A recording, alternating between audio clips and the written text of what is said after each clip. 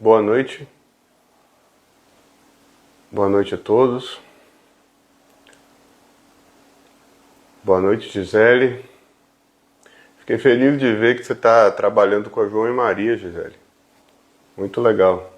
Comentei, inclusive, com o meu compadre. Falei, você sabia que a Gisele que está trabalhando com vocês é minha aluna? Ele falou, não sabia. É que ela é muito boa mesmo. Eu falei, enfim. Aluna minha, sim.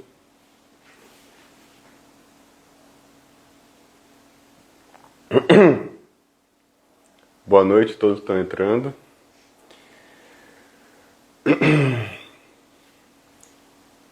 Bem, o propósito da minha aparição hoje é avisar que as inscrições para a Academia Trivium vão começar no dia 15 deste mês.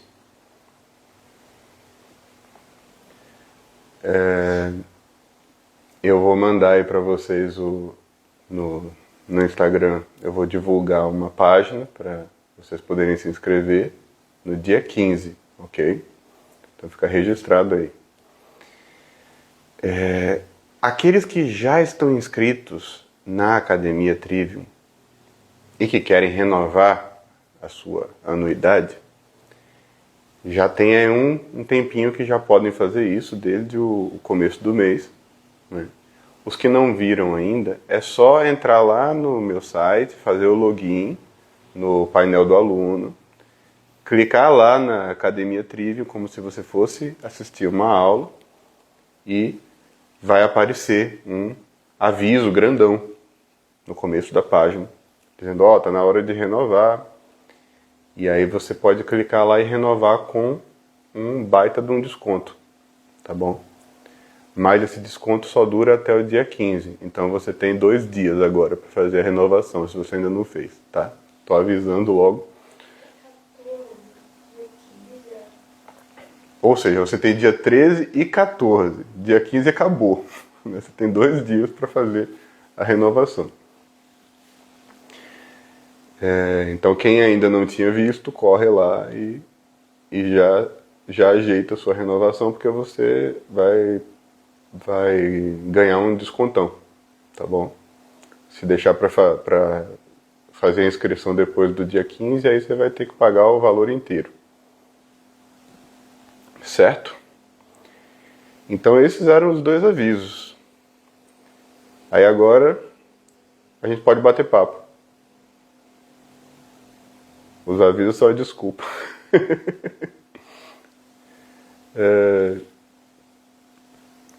Então tem um amigo aí, eu esqueci, não consegui ver direito o nome dele, mas está perguntando como que a gente aplica o Trivium na disciplina de matemática na escola. Puxa vida, é um dilema esse, porque o sistema das artes liberais até valoriza bastante a matemática, né? Porém, a matemática fica para o quadrivium. Então a ideia fundamental do sistema das artes liberais é a seguinte: você aprende as 4 operações básicas, você aprende o chamado cômputo, né? Quando você é uma criança pequena, junto com o alfabeto, junto com as primeiras letras, você aprende a fazer as continhas, né? Assim como a gente faz hoje também. Depois disso, você estudaria a matemática como uma ciência.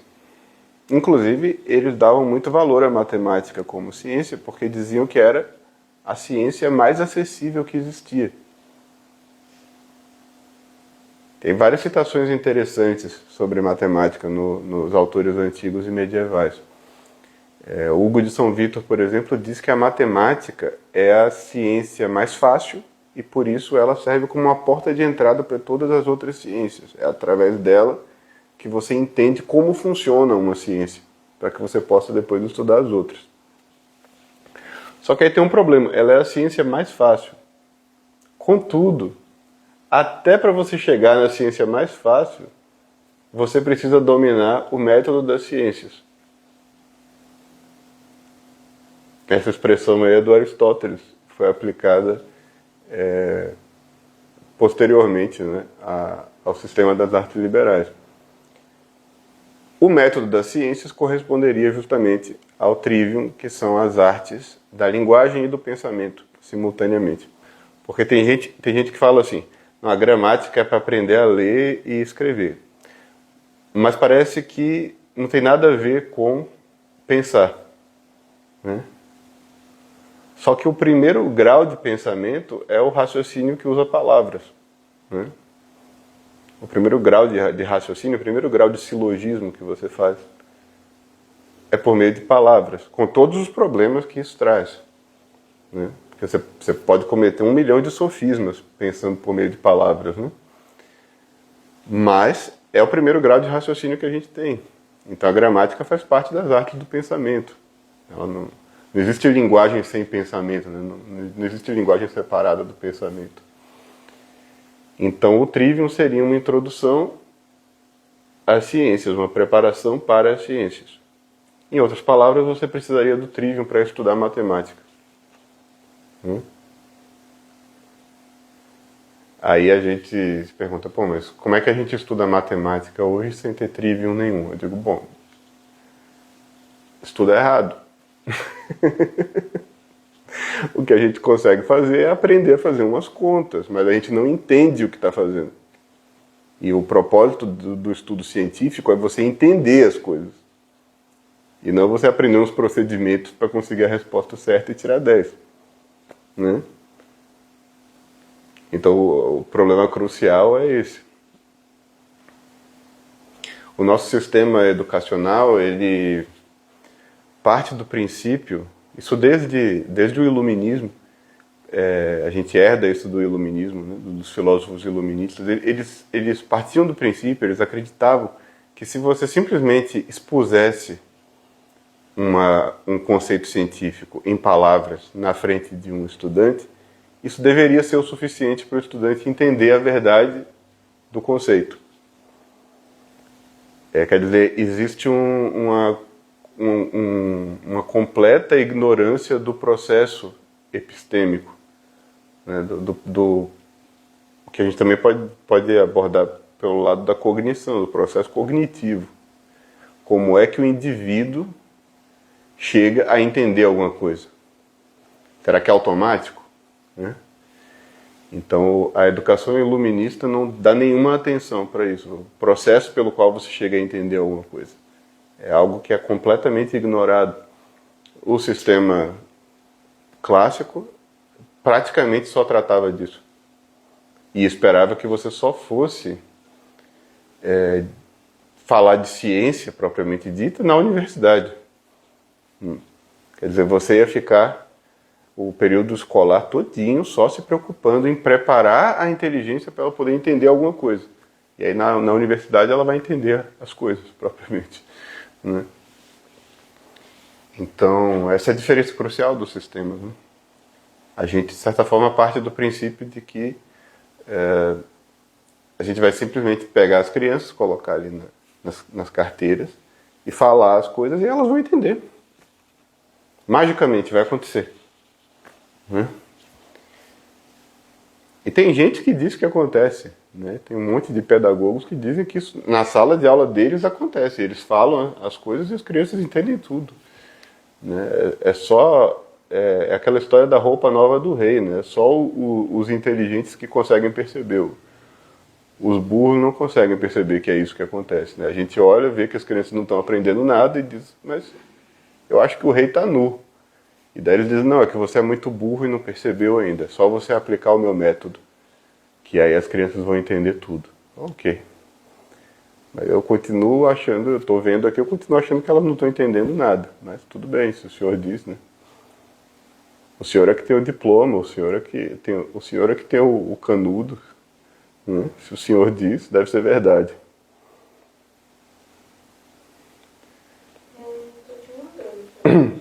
Vamos ver o que mais nós temos aqui.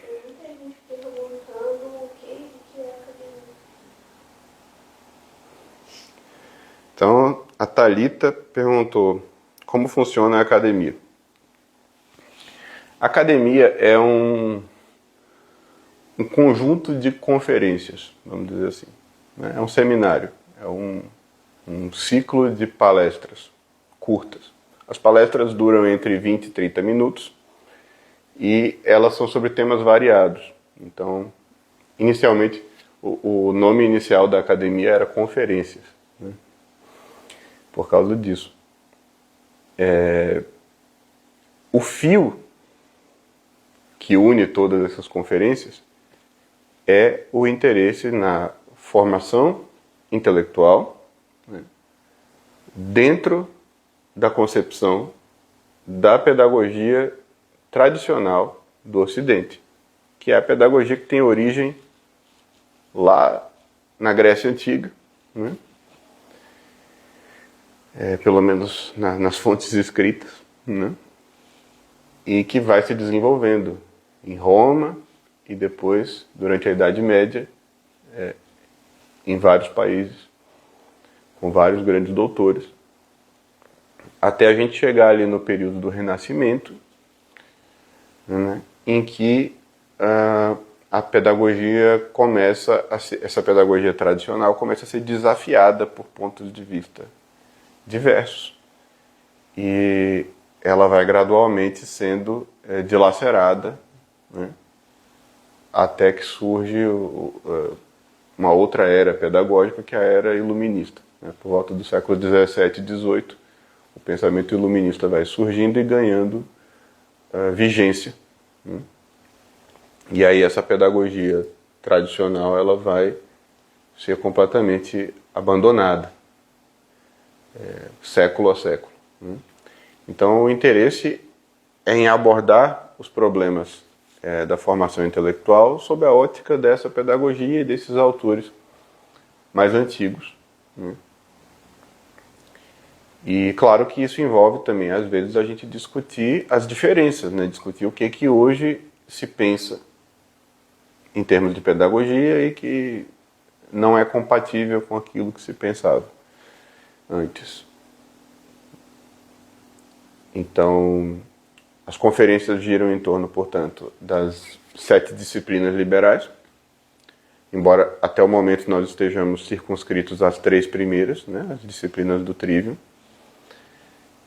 e também há outros temas que não são propriamente disciplinas liberais, não são artes liberais, mas que foram considerados convenientes ou necessários por diferentes autores dessa tradição, e foram discutidos por eles, e a gente traz esses temas à tona novamente.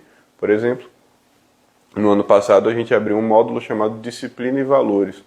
Alguns alunos acham que é o melhor módulo da Academia Trivium. E a gente começou discutindo alguns trechos de Hugo de São Vítor, falando sobre certas virtudes, certas condições morais para o estudo, para a investigação intelectual e para a formação intelectual. O que é necessário para um estudante, o que o estudante precisa ter em termos de formação moral e por que isso é importante. Quer dizer, quando a gente se propõe a dar formação intelectual para alguém, a gente tem que pensar no que vai acontecer com a vida dessa pessoa. Né? Como é que ela vai absorver isso e o que ela vai fazer com a vida dela a partir dessas coisas que ela está aprendendo. Então tem alguns problemas bem sérios que podem aparecer na vida das pessoas. Temos aí Escola Online de Literatura perguntando se vai ter mais aulas no módulo laboratório. Muito provavelmente. Já tem um tempo que eu estou sem ler literatura. Eu tenho um tempo, ou melhor, ler eu até estou lendo, mas a literatura clássica, a literatura que realmente vale a pena de ser comentada no laboratório, já tem um tempo que eu estou sem ler. Estou me dedicando a outros assuntos, geralmente mais complicados. E aí eu estou deixando a literatura meio de lado. Mas não é muito normal na minha vida eu ficar muito tempo sem voltar para a literatura. Então, Tem alguns autores aí para os quais eu volto com alguma frequência e assim que eu voltar, provavelmente vai ter aula no laboratório sobre eles. Que autores são esses? Nada muito surpreendente, são os de sempre. É Virgílio, é Shakespeare, é Dante, é esse pessoal. Né? E, infelizmente, no meu último ciclo com Shakespeare, a Academia Trivium não existia. Então vocês perderam as aulas. Porque eu estava lendo e tendo várias ideias sobre Romeu e Julieta e Coriolano. Isso foi alguns anos atrás. Mas a Academia Trivium não existia, aí não apareceram as aulas.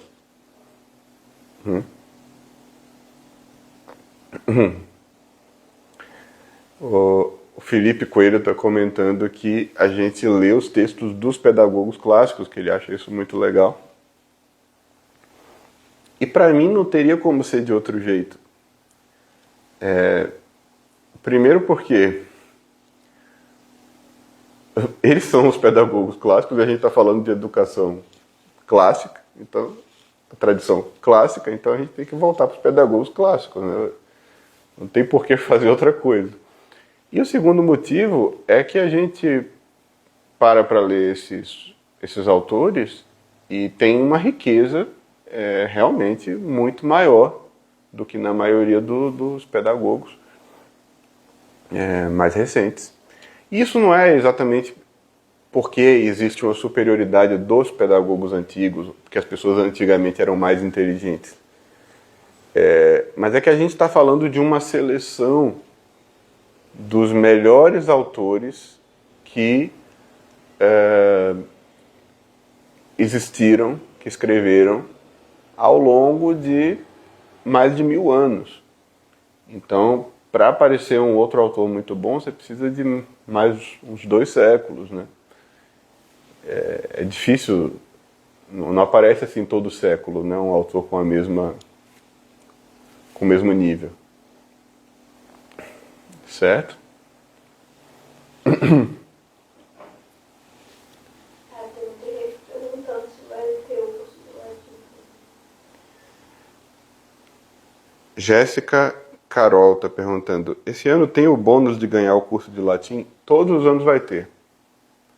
Isso foi uma decisão que eu tomei da última vez, no último lançamento da academia, porque eu vi assim, a gente fica lendo um monte de gente que escreveu em latim, né? E claro, eu traduzo, né? Eu não fico lendo só em latim e falo, te vira. Eu traduzo, eu explico o que o autor está dizendo.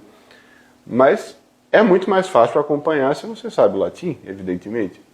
Além disso, eu recomendo explicitamente, né, na parte prática do curso, quando eu falo, por exemplo, dos graus de letramento, eu recomendo explicitamente que a pessoa estude latim. Digo, ó, isso aqui faz muita diferença, ajuda muito. Né? Então, quer dizer, não faz sentido separar as coisas. A pessoa que está na academia deve ter acesso ao curso de latim. Né? Então, foi uma coisa que antes não tinha me ocorrido. Mas aí, no ano passado, eu pensei, vamos fazer isso. Porque a gente estava lendo tantos autores falando em latim, aí apareceu aluno reclamando, pô, eu não sei latim. Eu falei, tá bom, vamos resolver isso então. Então sempre vai ter, tá?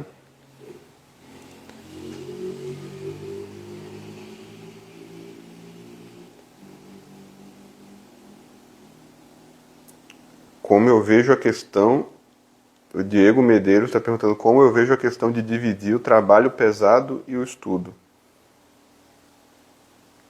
Eu não entendi isso daí. Tem uma sequência de perguntas. Tem outras.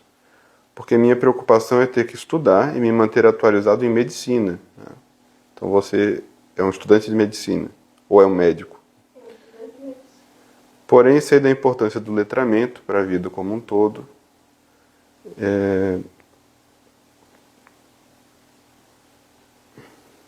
Então acho que o que o Diego está perguntando é como é que concilia o estudo técnico com o fim profissional e o estudo com o fim formativo, vamos dizer assim.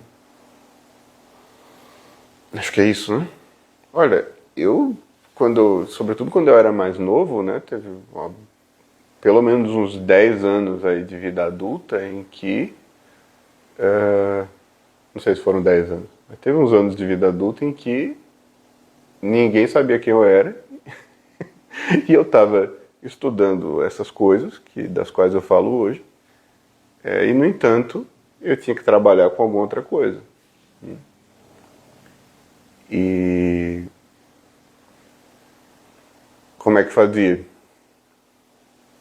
Dedicava o tempo necessário para o trabalho profissional, né? Tem que ter algum estudo para o trabalho profissional, aí vai depender do quanto que você já sabe, né? Qual é a necessidade de atualização no campo da medicina. Existe uma certa necessidade de atualização constante, né?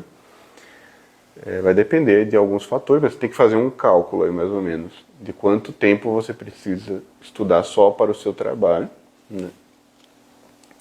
E aí você tem um resto de tempo aí que você vai ter que dividir entre a sua família, né? Ouvir reclamação da sua mulher, que mais? Brigar com os filhos, e assim por diante. Você vai ter que dividir aí esse tempo. Aí vai ter um tempo de lazer, né? E aí você vai tentar descascar isso daí, tirar alguma coisa para você poder fazer um estudo formativo, né? Se você conseguir fazer todo dia, é muito bom. É aquilo, né?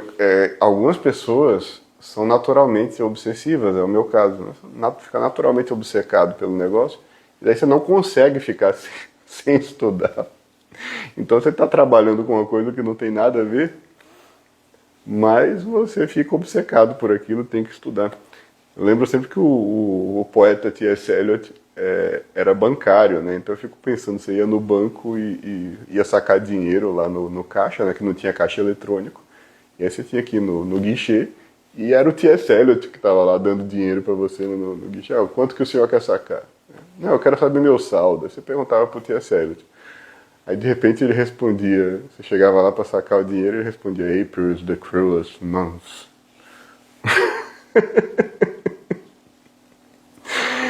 Então, quando o sujeito está obcecado pelo que é importante para ele, ele arruma um jeito, né? Ele arruma um tempinho. Então, eu sugiro assim, você tenta ficar um pouquinho obcecado, né? Tenta ficar um pouquinho interessado nisso e tenta separar um tempo. Porque, afinal, o seu trabalho profissional é importante. É uma obrigação que você tem, mas ele não é você inteiro, né? Tem uma parte de você que transcende o seu trabalho profissional e que está pensando lá no futuro. Em quem que você vai ser, que tipo de pessoa você vai ser daqui a alguns anos. E o estudo faz parte disso, né? Então tem gente que gasta um tempão aí estudando técnicas de xadrez. Dá um trabalho danado, cansa a mente, né? E o que você ganha com isso? Você vai virar um enxadrista, bom. Bacana. Tem gente que gasta tempo e energia com coisa muito pior, né? Xadrez nem de longe é a pior delas. Mas enfim, se tem tempo e energia para isso, tem tempo e energia para estudar alguma coisa um pouco mais nobre, né? Então eu imagino que você não deva usar assim todo o seu tempo só para estudar para a sua profissão. Então deve ter aí algum espaço que você possa preencher com o estudo de filosofia, né? A escola online de literatura lembrou o exemplo do Quintiliano, que eu sempre cito, do sujeito que dava piteleco em grão de bico, né? A história, Alexandre o Grande uma vez chegou numa cidade e tinha um cara que ele ficava dando piteleco nos grãos de bico e atirando o grão de bico dentro de uma cesta que ficava a uma certa distância.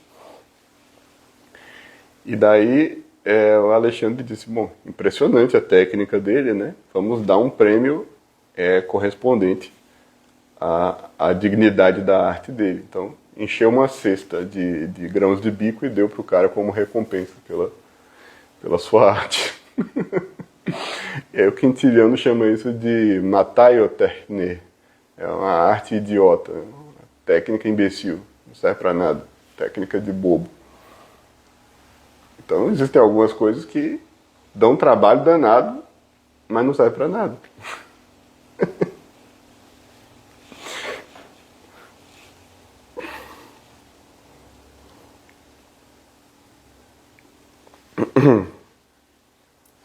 O que eu acho do Carl Jung, puxa vida. O Jung tem mais a ver com o Projeto Animus do que com a Academia Trivium, né? A gente discute algumas coisas do Jung lá no Projeto Animus, que é psicologia, né? O que eu acho do Jung? Olha, era um sujeito excepcional, sem sombra de dúvida. Mas, como é que eu posso dizer?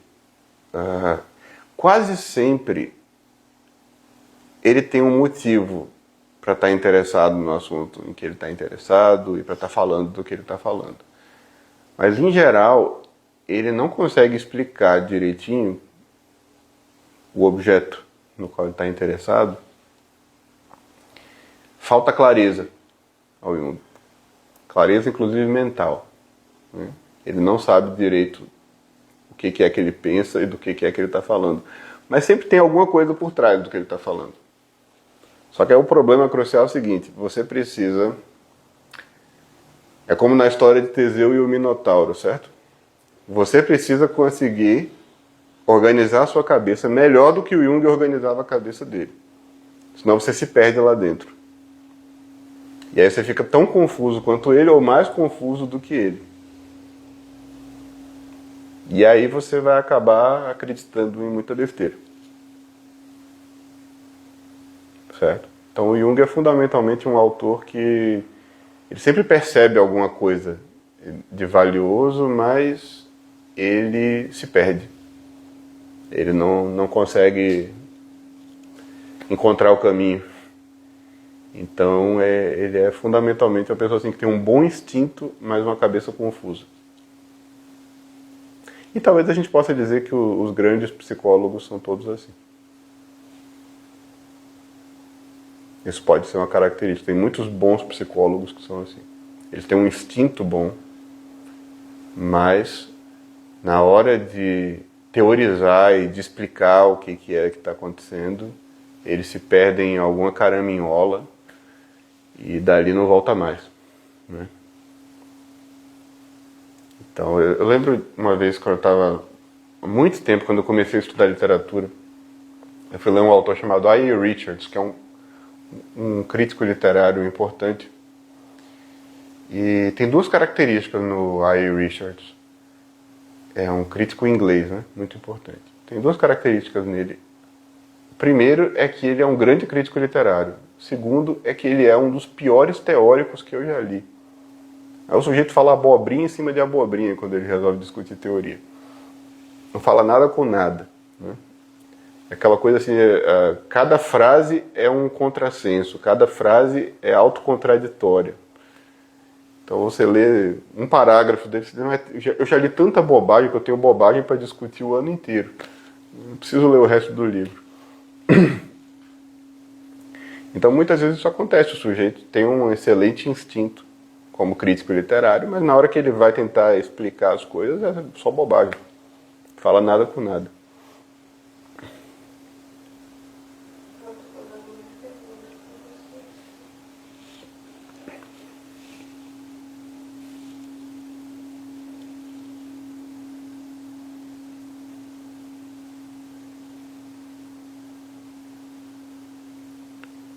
Bruno Fontana cobrando as aulas sobre o passivo refinado. Eu parei no passivo incipiente. Na verdade, eu tenho vontade de voltar e falar mais do passivo bruto e mais do passivo incipiente.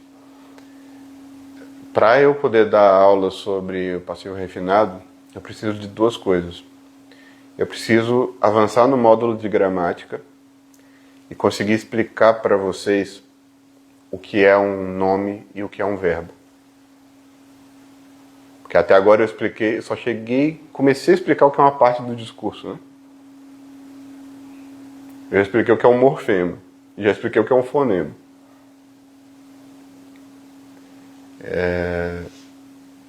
Mas eu acho que eu também ainda estou um pouco esperando para ver se os alunos realmente entenderam o que é um fonema e o que é um morfema, ou se eu não preciso voltar a explicar mais. Aí eu preciso explicar o que é um nome e o que é um verbo. Depois, eu preciso ir no módulo de dialética e explicar o que é um nome e o que é um verbo dentro da dialética. Para vocês saberem a diferença entre um nome na gramática e um nome na dialética, e um verbo na gramática e um verbo na dialética. Aí eu acho que depois disso vai dar para começar a explicar o passivo refinado.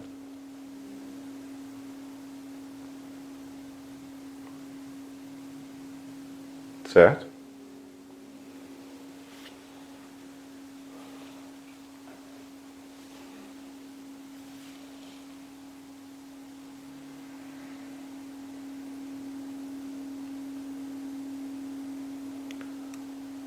A Lívia Dantas. Oi, Lívia. Pergunta como serão os próximos capítulos do módulo de Pedagogia Moderna. Pois é, nos últimos anos teve um ano também que eu passei só lendo Montessori, aquela outra também, como é o nome dela? Aquela inglesa que o pessoal estava curtindo. Charlotte Manson. Né? Passei um ano só lendo esse pessoal, assim, um pessoal um pouco mais recente. Também não são os mais recentes de todos, né? Um pessoal que hoje já é antigo, mas que são autores importantes para a formação da pedagogia moderna, como ela é hoje. E na época também não tinha Academia Trivium.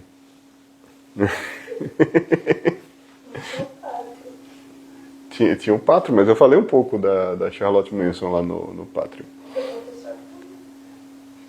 Falei da Montessori? Não me lembro. Mas da Montessori eu lembro que eu anotei um livro dela todinho.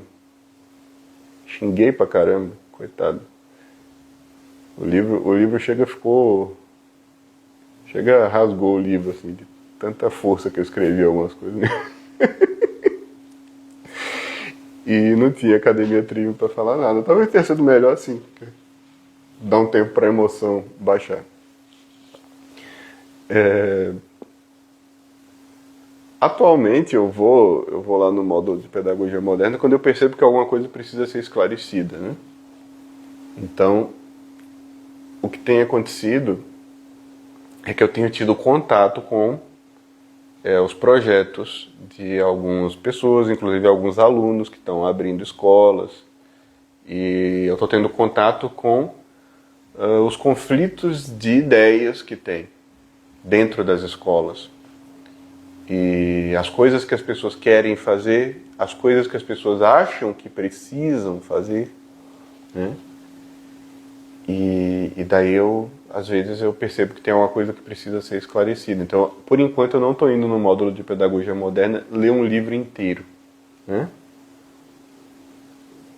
Mas talvez isso aconteça. Talvez eu venha pegar algum livro, ou pelo menos uma parte de um livro, e analisar em detalhes na sessão de Pedagogia Moderna. Mas atualmente é isso. O que eu estou fazendo é reagir. Eu vejo o que está confuso e o que está precisando ser esclarecido, aí eu vou lá no módulo de Pedagogia Moderna e digo, isso daí é uma ideia do Rousseau, né? E que vocês estão achando que é educação clássica e sei lá o quê. Então, se não tem nada de educação clássica, isso daí é uma ideia do Rousseau, isso daí é uma ideia do John Locke, e vocês estão aí dizendo que isso daí é educação clássica. Não é, né? O que está por trás disso daí é completamente diferente, é outra forma de ver a educação. Esse sujeito que propôs isso, ele não acredita nas mesmas coisas que a gente. Né? E o objetivo dele não é o mesmo.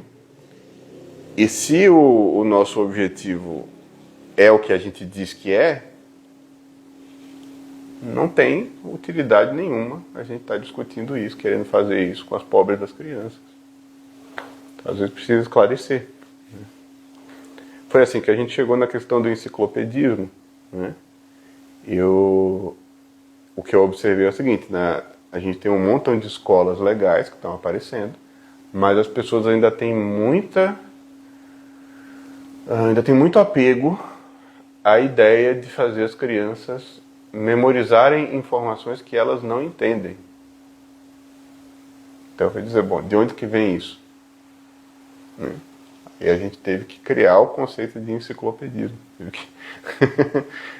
Criar não, a palavra evidentemente já existe há muito tempo, mas usar esta palavra para designar um conceito novo, né? Um conceito especificamente pedagógico.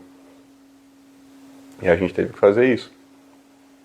Aí eu soube que já tem umas pessoas por aí que estão começando a usar também. Né?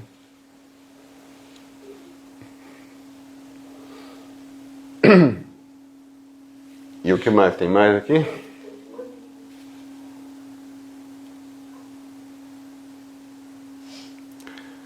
Interessante. O Gabriel Vettore, é isso mesmo?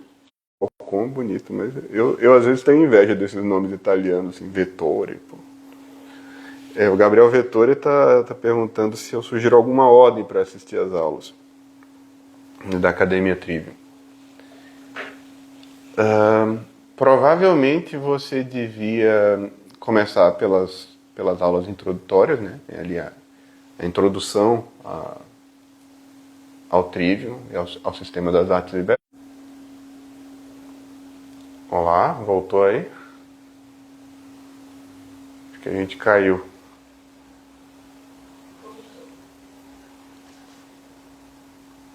Voltou. Então, o que eu estava falando? Da ordem das aulas. Sim, da ordem das aulas. O melhor provavelmente é você começar pela introdução às artes liberais e ver ali o panorama histórico e ver quais são os diferentes conceitos que as pessoas estão usando de artes liberais, de educação liberal, ter uma ideia mais ou menos de quais são as diferenças, né? Para não se confundir muito. E ter uma ideia também de qual é o sistema, onde que dá para chegar. O que dá para ter como objetivo também. Certo? Então isso é interessante, você assistir essa introdução primeiro, para você ter uma ideia melhor do que a gente está falando.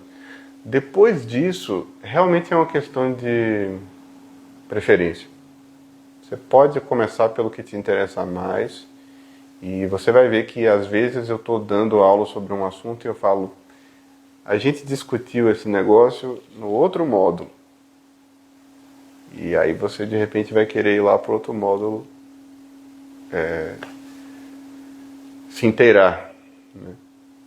E tem momentos que eu vou dizer, eu falo, ó, daqui por diante, se você não assistiu às aulas de dialética até a parte tal, você não vai entender nada do que eu estou falando. Aí eu estou te dando um comando, né? Eu estou dizendo, ó, ou você vai ou você não vai entender nada. Então aí você abre lá o módulo de dialética e assiste até o ponto que eu falei. E é isso. Mas assim, a princípio você pode escolher o que te interessa mais. A coisa foi estruturada assim para que você possa fazer isso também. Fala quais são os módulos que tem. Quais são os módulos que tem? Teste de memória. A gente tem, obviamente, gramática, retórica e dialética. Né? Um abração para a Fê, a esposa do Eduardo, esposa do Dudu.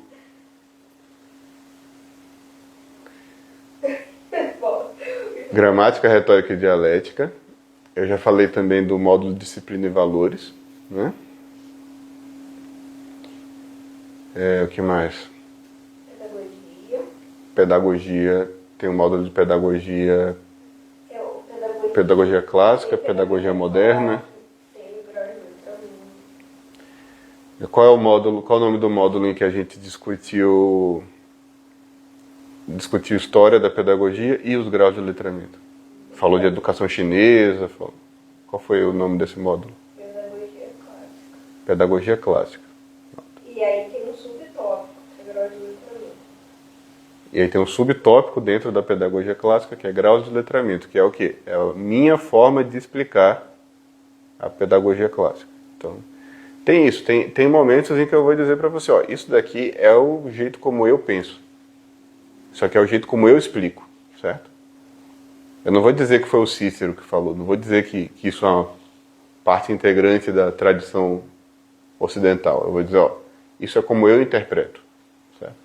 A gente precisa fazer isso, porque se a gente não fizer isso, a gente cai num dos grandes problemas da educação acadêmica, que é ficar repetindo informação sem conseguir dar significância para a informação.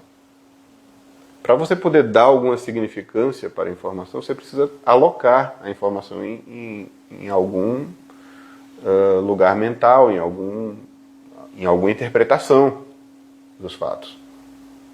Então, se você se recusa a interpretar, então daí o acadêmico diz, isso daí é anacronismo, isso daí é originalidade criminosa, você não pode invadir a história com as suas interpretações. Eu digo, mas se eu não interpretar nada, o que eu vou contar é só uma sucessão de informações, das quais não dá para entender nada. Você só vai poder memorizar as informações. Né? Além de ser uma ilusão, porque toda vez que você seleciona as informações, você já está interpretando. Né? Você escolhe um ângulo sobre o qual apresentar a informação, você escolhe quais informações você vai apresentar e quais você não vai. Então você já está interpretando. Você pode tentar fingir que você não está. Mas aí você só consegue deixar a interpretação pobre e carente de explicação. Carente de um desenvolvimento. Então é melhor você assumir, ó, isso aqui é a minha interpretação, é a forma como eu vejo as coisas. E você explicar a forma como você vê as coisas. Ser honesto e explicar, e desenvolver. E aí os alunos vão ter alguma chance para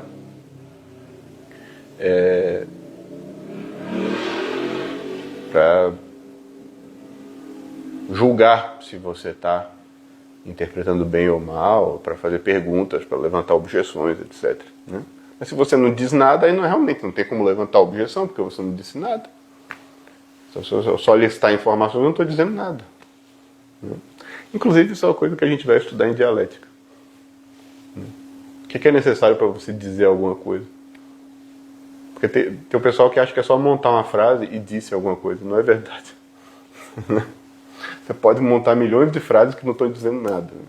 Que tem um conteúdo logicamente vazio, logicamente oco. Então não pode ser discutido filosoficamente. Aquele famoso paradoxo, por exemplo, né? Diz, será que Deus pode criar uma pedra tão grande que Ele mesmo não possa carregar? É um exemplo disso. Você construiu aí uma suposta objeção lógica, mas ela não diz nada. Não tem conteúdo lógico nessa pergunta, né? O que você está perguntando é um peixe, um cão sem plumas é a mesma coisa que um peixe sem asas? O que isso quer dizer? Né? O que quer dizer um cão sem plumas e um peixe sem asas? Então, para a tua frase ter conteúdo lógico, tem algumas exigências que você precisa cumprir.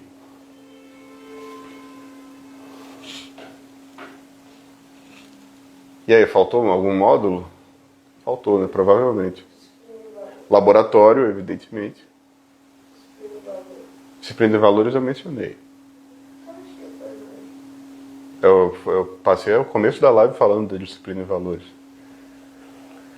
O laboratório, para quem não sabe, é um módulo em que até agora a gente só só analisou literatura.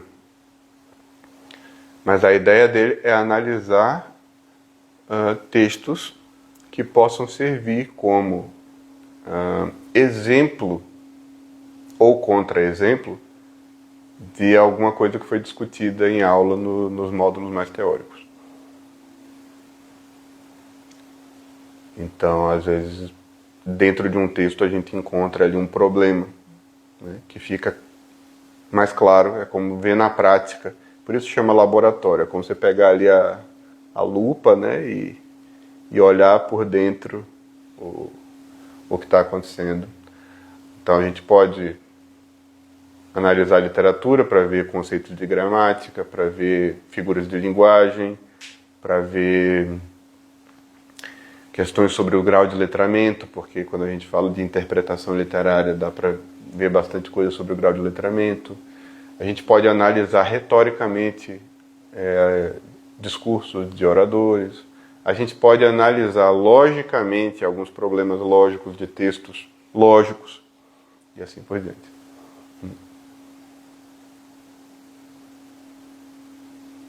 Então, o laboratório é isso, é um laboratório. Laboratório de Artes Liberais.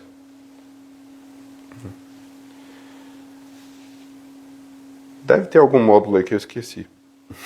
Porque toda hora eu crio um módulo novo.